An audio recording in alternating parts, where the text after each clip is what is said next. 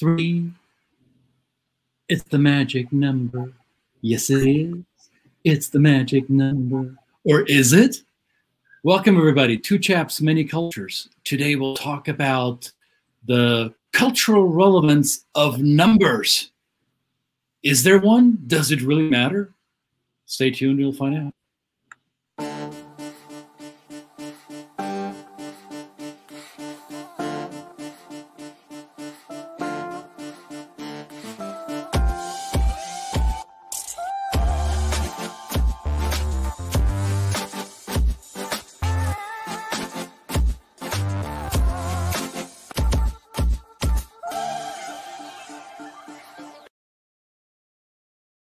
Hey, hey, hey! Hey, hey, hey! Happy Wednesday, happy hump day, happy post-election day. No, we're not talking about any of that. It is Two Chaps, Many Cultures, live from the Two Chaps studio complex, wherever in the world that may be. And it is what episode is it, Brett? It is episode 88. And that is relevant how? No, it's not. I think it's a nice number. No, it's relevant. It's relevant. A couple of numbers are relevant.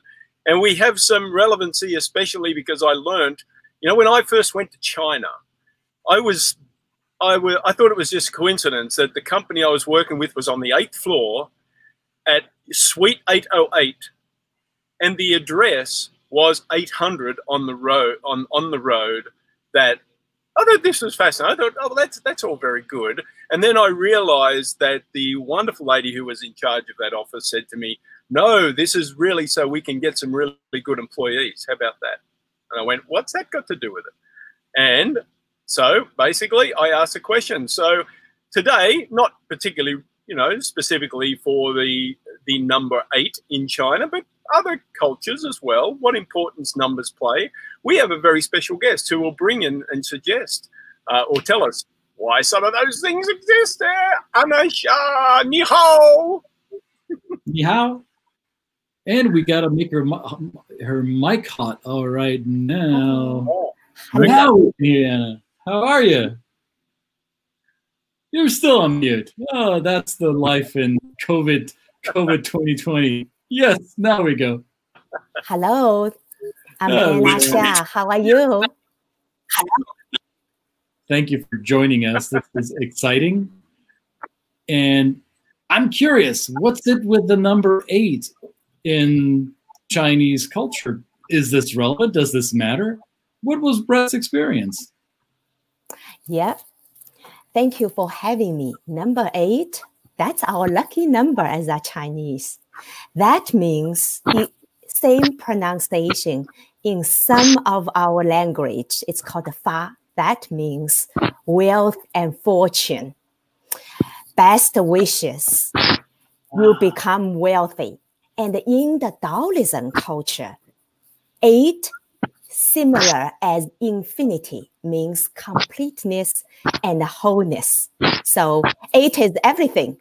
If you bid for a driver's license or a plate license, you pay extra money to get an ending with 8.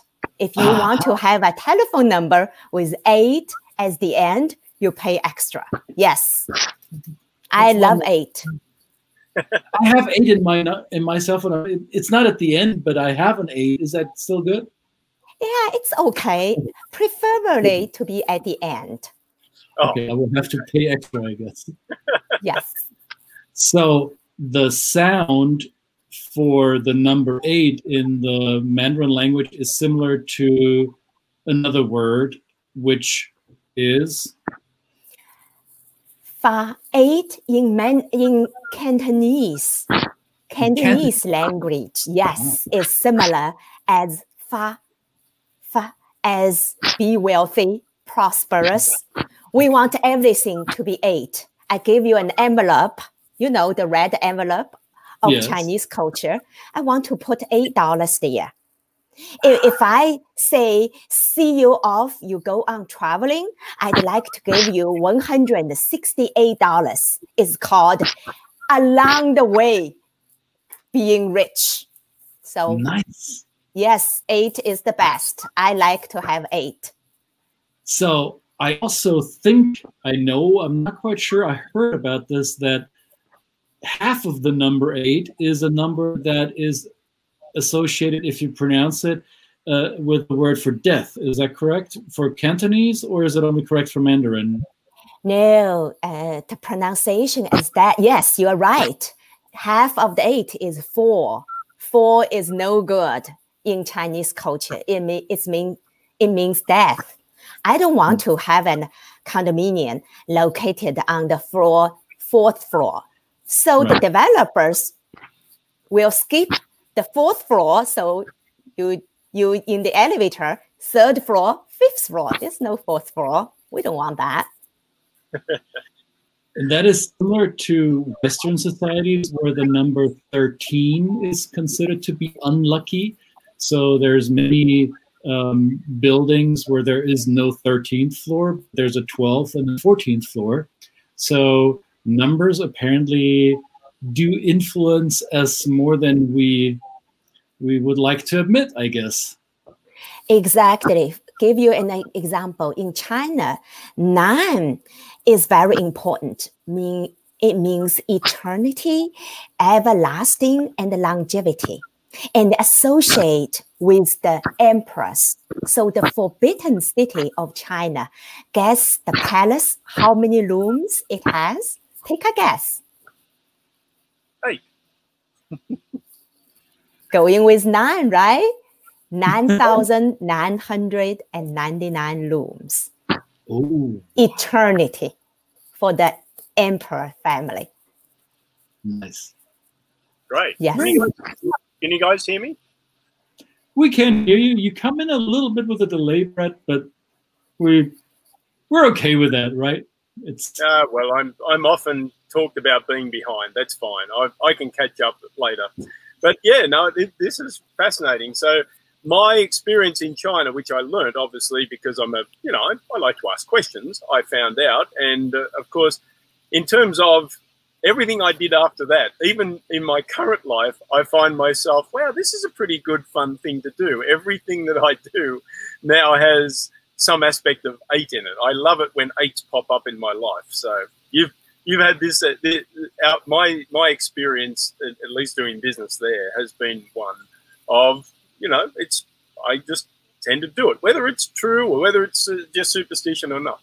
But obviously in a lot of other cultures, maybe 8's not a lucky number. Maybe 8 is not so fortunate, or maybe it has other connotations. So, this is what we talk about. This episode is about thinking about numbers and its place in a culture, the way that people kind of think about numbers and how they show up, whether they do show up, whether it's important they show up, whether it's not important they show up.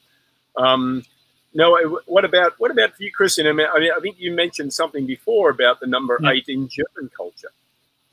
Yeah, and this is, I wouldn't say in German culture, it's more in Germany as a society as of today. The number 8 and the number 1 are not necessarily special in German culture. However, due to Germany's history in the 20th century, the numbers 1 and 8, if they're used in a certain combination, they will be frowned upon. So when Anna said you want to have the number 8 as the last digit on your license plate, most German communities, most German departments of motor vehicles will not issue a license plate with the number 18 or number 88 on it, because in the Latin alphabet, in the alphabet that we use in most European-based languages, in the Latin alphabet, position 1 is the letter A, and the position 8 is the letter H. So AH are the initials of Adolf Hitler. So in neo-Nazi culture, and those people who, for whatever deranged reasons, are holding on to the ideology of the Nazis, these numbers 18 and the number 88, the number of today's episode, you can only, I'm not going to say it out loud because it will hurt my brain if I do it, but there are two words that both start with the letter H in Nazi ideology. So these numeric codes, 18 and 88, they carry a meaning for these people with a certain political inclination. So most DMVs in Germany, if not all, will decline giving you a license plate that has 18 or 88 as the alphanumeric code on it. So numbers and their meaning could change quickly depending on what a group of people decides to be a positive meaning or a negative, unfortunate meaning, right? It's fascinating. In my country, you want to get a license plate or license with 88, you have to probably pay extra to get it. Yeah. So for Chinese people in Germany or vice versa, this may create a conundrum. it may create a conundrum, and yet there will be the person at the office where you come to request your 88. They will explain it to you in no uncertain terms why that won't be possible. It may not satisfy your desire to have that number on your license plate. There's other ways you can embrace the number 8, as in most. I don't know. This is a question I can't answer, but the mathematical symbol for infinity looks like a number 8, and the Arabic number 8 flipped by 90 degrees. So that symbol seems to be universal, right? Yeah. Okay. Yeah. So that's why we said it represents wholeness in Taoism. So, yeah, it's fascinating on the number. For Chinese, we also have other numbers. For example, 6 is very good. It means flow well. So yeah, you flow. So everything going smoothly. Yeah. There's also the dozen, the number 12 in many Western cultures. The dozen seem to be, even though it's not in the decimal system a logical step, but 12 seems to be something, I don't know, catchy. The baker's dozen, like 12 loaves of bread. I guess it comes from Christianity, maybe, the 12 apostles, maybe? I'm not quite sure. Brett, do you have an idea why the dozen is favored in many Western cultures? Yeah, I don't know. That's good. Well, it might be, but then of course, I always heard about the baker's dozen, and the baker's dozen is 1 plus 12, meaning the baker gives you an extra bread roll in your packet, right? And that's a 13. And then some cultures say that 13 is an unlucky number. Yes, we don't want to say 13, so it's the baker's dozen, right? So we don't have to say 13. You don't have to say 13, just like you probably wouldn't have a 4th floor on a hotel or something like that. So, yeah. Anna, you can maybe answer this, because I've been struggling.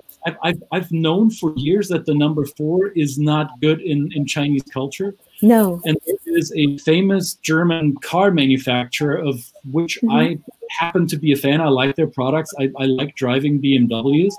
And one of their models is the 4 Series. So I think they are marketing that vehicle as the 4 Series in China as well, aren't they? Yes, they do. Isn't that stupid? I wouldn't say stupid. BMW has good reputation. In fact, German products is presumed to have a good quality products. So have the good reputation. And I think because there is a 3 Series, so it's okay. There's a 4 Series. And people buying BMW, lots of them are young people. So there's a little bit young people, how they take things versus elder people. But definitely 4 is not so good a number, not only to Chinese, but also to Vietnamese, Japanese, Koreans, all of the similar culture-wise. 4 is not a good sign. You can say it's superstitious, but it's so much into our lives. Right. So I think it's more than superstitious. I think it is, because if you hear it all your life, I mean, I am aware that the number 13 is a fairly arbitrary number to be unlucky. Yet when I see the number 13, or when it is Friday the 13th, there's movies about that date. Friday as in Christianity, again, Friday, the day when they nailed Jesus to the cross, right? So that's Friday is not the best day, I believe. If I know my Bible correctly, Brett is the better Catholic. He might correct me on that. And then 13 is the unlucky number, right? So it is so deeply ingrained in our upbringing that it's, as you said, Anna, it's more than just superstition. It becomes reality, so to say. Right, exactly. And also people are flexible, just as you used the example of 4 series of BMW. In China, the number of 1314 is a good number, but it has to be all 4 numbers together. It means whole life. In that incident, actually, people wish 1314 for a newly wedded couple to stay together forever. So that 4 is not that bad. So we use it in different scenarios too. Nice. But to be on the safe, if one doesn't know the culture, I would advise avoiding using the 4 in most circumstances. Are there any other numbers that you would advise us to use or not use in Chinese or any other Asian cultures? You know, it's interesting that I also looked at Korean culture. For Northern Korean, actually, both Koreans think 8 is a good number. But for Northern Korean, they think 9 is a good number because the current country's founding father, General Jin Yi-chun, one time, 8 shamans from 8 provinces told him the family of king will be associated, the bloodline, with the number of 9. Therefore, for them, 9 is really lucky number. It's just an example. And for Koreans, they also like number 3 because that means steady. You know, you have 3 points, then you have a surface rather than a line. So it's much more stable. And this is what we started, or what I tried to start with in the beginning of this episode. I was trying to sing because I know I'm really bad at it. But 3 is the magic number. That's a quote from, those of you who are old enough might remember this if you went to school in the United States at a certain time. It is a song from Bobby Darin from the series of Schoolhouse Rock. And he has a song for every number. And the song 3 is the magic number became popular even after the 1960s and 70s because it was used as a sample in a hip-hop track in the early 90s by a band called De La Soul. So that's how I learned of it, because I didn't go to school in the 1970s, but 3 is the magic number in many Western cultures as well. Right. For example, Japan, 9 means agony. It's similar pronunciation. So people avoiding, and 4, they don't like that neither. But they prefer 7 and 8. So it shows different country with different languages. The languages influence to people's culture and preference is integral part of that. Right. Well, we would like to see the comments, people, as you're watching this either live right now or in the replay. And when you watch the replay, it will still be right now because you're watching it.